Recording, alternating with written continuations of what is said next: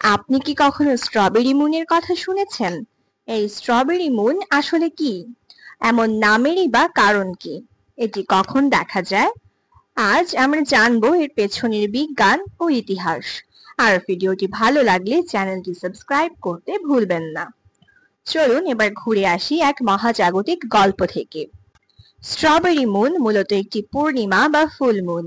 আমরা সকলেই জানি সূর্য, পৃথিবী, চাঁদ এরা প্রত্যেকে নিজ নিজ কক্ষপথে অবিরত ঘুরে চলেছে।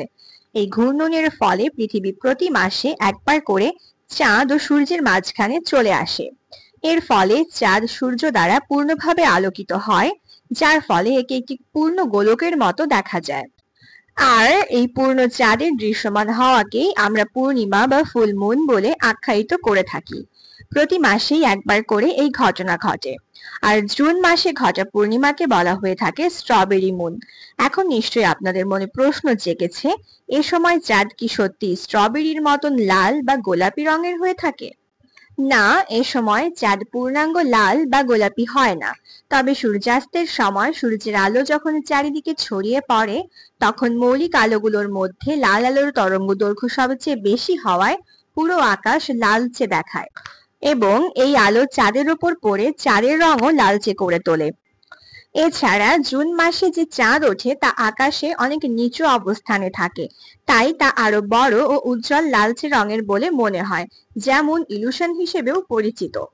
তবে আজ 11 জুন 2025 আপনারা যে স্ট্রবেরি মুন দেখতে যাচ্ছেন, সেটি হবে গত 18 বছর 6 মাসের মধ্যে সবচেয়ে নিচু অবস্থানে থাকা পূর্ণ চাঁদ। অর্থাৎ আজ চাঁদকে যতটা বড় দেখা যাবে, গত 18 বছর 6 মাসে এত বড় পূর্ণিমার চাঁদ দেখা যায়নি।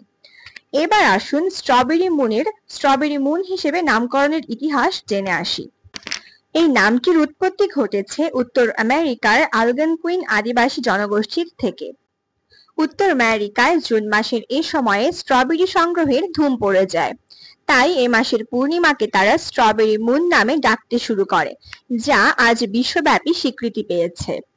তাহলে ভিউয়ার্স, আর দেরি না করে এখনই দেখে ফেলুন গত 18 বছর 6 মাসের মধ্যে ঘটা সবচেয়ে বড় পূর্ণিমার চাঁদ। আর ভিডিওটি কেমন লাগলো সেটি জানাতে ভুলবেন না।